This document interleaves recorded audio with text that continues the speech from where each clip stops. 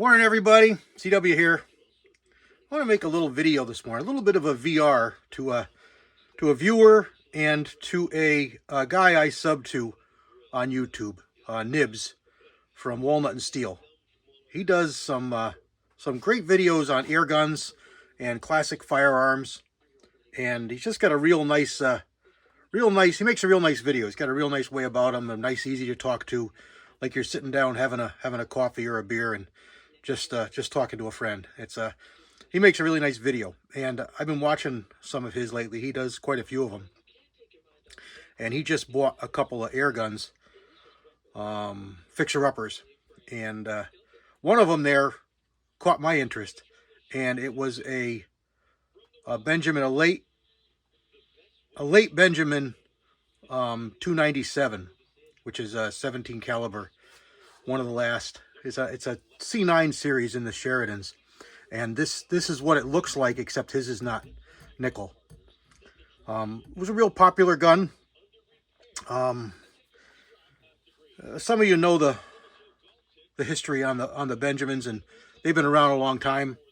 They're classics, as are the Sheridans from the 40s and the 50s, and then they always wanted to own Sheridan. They just always wanted to own Sheridan, and they finally got a chance to buy Sheridan. So that's what a lot of you will know when people call them Benjamin Sheridans, because this gun and this gun both say Benjamin Sheridan on them. These two here are just Sheridans. This one here is a sweetheart of mine. This is my baby, as it were. This is one that I had as a kid growing up, and I really wrecked it. You know, I was a kid, and a couple of years ago, I started collecting more. Maybe 10 years ago, I started collecting more of these and grabbing them when I saw them, and decided to fix this one up. I learned about a place called Mac 1, who does customizing and rebuilds on any air gun, but mostly he specializes in Benjamins and Sheridans, and he does a upgrade to them. He calls a steroid upgrade, where he increases the power of the strokes and the power that it can produce to some really impressive numbers. And actually, this gun here needs to head out to him for a rebuild, because it's not up to snuff. And this is the last one I've gotten, and this was a gift from a good friend of mine. Thanks, Bob. Really appreciate it. I've wanted a Silver Streak for a long time, and he came up with one. So I will package this up and send this out to Mac, and I'll refinish these stocks like I did these here, and it'll be a favorite too. Anyway, the reason for the video is just to show off a couple of air guns, and also mostly show Nibbs this one. This is a 397P, and it's in real nice condition. It was made in Racine, so it was made shortly after Benjamin acquired Sheridan, before Crossman got involved. This one up here is a C9 Sheridan, so very similar to this gun, these two guns, but newer. So mostly the same internals, some differences, but different. Still got walnut, different safety, different trigger guard, a little bit differences. The wood is a little bit different. You see it swelled here, like the Benjamins used to do, where over here, this is how the Sheridans did it, which was just a pump arm. And they had a couple different ones. These are called rockers because of the safety. The safety rocks back and forth. There was a couple different ones. There was an older one that's still more desirable, with a push safety, but not a lot like the Benjamins. The Benjamins were known for their push safeties, and they also had some neat brass discs in the back. Show you the caliber. It was like printed coin, like a stamped coin. Really nice. These are the older Sheridan Benjamins. They were also really small guns, real short butts, really short overall, but good power. They really made some power. They were way more powerful than the Crossmans or the Daisies that you were more common with, more familiar with, probably because they were cheaper. These were expensive air guns. Anyway, this one here, my first one, I put a peep sight on it, which works with the factory front sight, and then I sent it out and I had it steroided. I'll show you you can't really tell anything by looking at it, but he puts a sticker in the box now, but he used to put it right on the gun, and there's the sticker that he puts on it. It shows it was steroided. Like I said, nowadays he just puts them in the box, and he upgrades a lot of the parts. Some of the parts are just fine the way they are. He just does his stuff inside. Other ones he upgrades some of the hardware in the pump arm to hold up to the increased pressures, the increased resistance of pumping. This one here had a crack. I had done something, so I filled it in. That's what you're seeing there. And I fit a Marlin recoil pad to the butt, because the butt, I'll show you on this other one, is just curved wood, and it was in pretty bad shape. It was just rough shape. So I just fit a Marlin recoil pad to it. Not because of recoil, it's a hard rubber pad, but it does stick to your shoulder a little better, and it gave me just a little more length of pull. The triggers on them are pretty nice for what they are. I upgraded to brass screws, and this one here needs to be reblued, but I never did it. The wood seldom matches on these. It's very, very common for the wood of the fore end and the butt to be different. But they were walnut, so it is a walnut stock. And this is a fairly pretty one. I've got prettier ones, but that's what this one had, and I had to work with the stains to get this to match as close as I could. Here's some old damage that was there. I did something riding on a bicycle or something with it. But anyway, there's that one, and it shoots strong, hits really hard, and there you see a blue streak. And I'll show you this other one is a silver streak. So the same gun, and I don't know if I've checked the date on this one. This one here I think is a 67. I'm just looking at the type stamp. It's about the same. They did use some different fonts through the years, stamp things differently, so to give you an idea of age. And the serial number, I'll show you that in a second, because I got both my hands used up here. These are about the same. So this is probably about the same era, but the serial number, it's going to be upside down for you. But right there is where the serial number is, and it's really fine type. And you can look up the year of manufacturer based on that serial number. It'll give it to you. Here's the rocker part, why they call it a rocker. This is the safety. So fire and safe, fire, safe. Bolt action, just like all of them. Cock it. And this is cocked, and it's got some air in it, because that's the way you should store these. Empty, of course, but with a couple pumps in it, so it keeps pressure on the seals, and it stops them from, or helps reduce them from drying out. The barrels are soldered completely, their full length to your air tube. And here's the butt. This is how the butts were from the factory. So just wood. They're cut in a crescent and just finished. So it got beat up a lot if you were a kid using it like kids do. So this one was owned by an adult because it's not in bad shape. So it'll stay this way. I'll refinish this down, oil finish it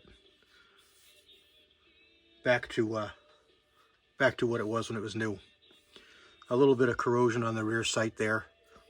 And these rear sights have been a problem. This is actually a later one, because they made a crimp on one that I'll show you, and it actually caused some problems of the barrel separating from the tube. And that's something that he looks for when he does the rebuilds on these, to make sure they're good. Now this one is not drilled and tapped for a peep sight, and the older ones were not. The newer ones were, and I'll show you that over here on this this C9. The C9 has a lot of the same look, but it's different. See, the back of it here is different. It's got a big cap on the back, where the rockers didn't have that. And it's got this style safety here, which is a Benjamin style safety. And it says right on it, Sheridan Products, Racine. So this one, actually, I'm mistaken. This is not, this was made before Benjamin owned them. So this is just a late Sheridan. And Racine, Wisconsin these are the preferred ones. And I believe there was a factory before this that they really liked too. Collectors like. Anyway, I'm not so sure about that one. But Racine is where a lot of these were made. And this is a Sheridan. So this is not a Benjamin Sheridan. And you can see C9 here. And all of the Sheridans were 5.5 millimeter. 5 millimeter rather. You'll find none of them in 17 or 22. That's where the Benjamins were. Benjamins were 17 and 22 caliber. But the Sheridans were always 5 millimeter. Out here, it's pretty much the same, but they stamp Blue Streak out here. You see it right there? And a little bit different cap, but a lot of the same style. Somebody's painted that front. But these were, the older ones were all brass or bronze alloy. And this one here, I think you can see on the front sight there, a little bit of scuffing where you can see that's brass or a brass bronze alloy. And that makes these the more desirable guns. There's the drilling and tapping for a peep sight. Now you can drill and tap those. Matter of fact, I did drill and tap this one for that peep sight. Not a big deal, it's just 2 holes. Take it apart and drill it and tap it right through. Take the bolt out. But I believe the serial numbers on these, yeah, they're up here. And you can check the dates on these by their serial number as well, right up here. And it's walnut. This is actually a little prettier walnut. And they put these butt plates on from the factory. So this is the way you bought it. Whatever date this one was, I'm not sure. But it's a nice, clean gun. So I picked that one up to have a representative copy, although they're not my favorites. And here's the one that the whole video is really about. And the story is, I've been looking for a Silver Streak for forever. Probably since the early 90s. And they always sold for too much money, or I missed out, sold before I got there, whatever. You know, one of those stories. I didn't have the money when I found it, or I found it, I didn't have the money. And I spoke with a guy who was selling a Silver Streak, and the price was right. So I called him up, we met, arranged a meeting, we met up, and this is what he pulled out of the case. And I was kind of heartbroken because I'm not a big 17 fan with air guns. I only have a couple of them. But the price was right, and the gun was nice and clean, and it hit hard. So I said, you know, I'm going to take it. And I'm glad I did, because I haven't seen one in person since, and the ones that I have seen haven't been nearly as nice as this one is. And here we'll look at the name. Again, sorry it's upside down for you, but I'm limited here, space back and forth to, well, I guess I can spin it around without too much trouble.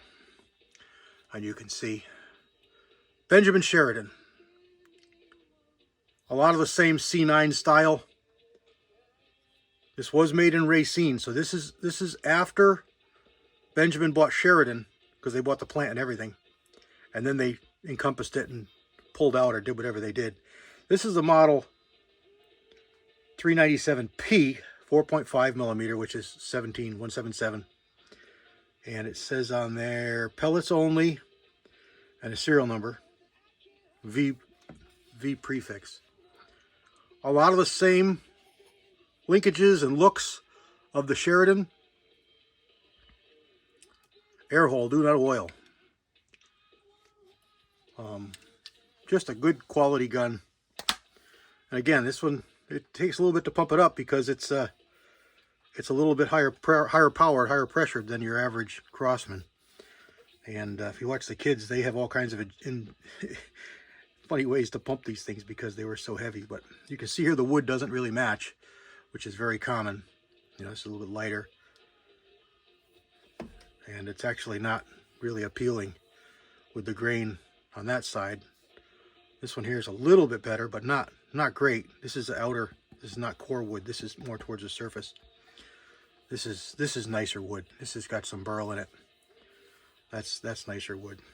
And I think it was polished is what this is, wax or something that got in the holes there. But like I said, really nice gun. Really good shooters. Same style sights. These are those crimp-on sights that weren't so desirable because they tended to pull the barrel away from the pump if it wasn't soldered really well. Anyway, there's a couple of them. I've got a couple more of the rocker, the blue streak rockers. I really like them a lot. They're a lot of fun. They're really good shooters. They're great small game hunting guns. They're great backyard plinkers. You could just pump them 3-4 times and you know, pop tin cans with probably more authority than your average BB gun. But you're shooting pellets. I'm a much bigger fan of pellets over BBs. BBs bounce off everything. I don't like them. Pellets are lead. They smush and smear, and they don't tend to ricochet nearly as badly as a BB do. And they don't bounce off anything. They only ricochet. All right, there it is. Hope you appreciate it. Hope it brought some interest to you. You found some value in it. Leave me some comments. Let me know what you had as a kid. Really love to hear and read about it. And Nibbs, I hope you appreciate this. That's a pretty nice gun. I look forward to seeing what you do with yours. And I saw your little blip there on I think it was the 760. It had so much grease and gook in there. It's no wonder it didn't work. Sometimes they get loaded up with oil. People load them up with oil, like you saw the thing there, no oil, air hole, no oil. And they think that putting oil in there is going to make it somehow better, and it actually can degrade the seals. And that's probably what happened with yours. I've got a 22 caliber Crossman here. I've got to rebuild. I've got a new valve for it, a couple new seals, new cup seal. I just haven't done it. I've got a 322 backpacker. It's not a 322 backpacker, but it's a backpacker, older version, just like the 322 that also needs rebuild that I haven't done. I got all the parts for that. All right, everybody. Hope this was enjoyable for you. It's pretty neat handling these and shooting these, and things get scarce again. You're going to see more of these being shot because they're easier to get pellets for, and there's no powder and no primers. God bless everybody.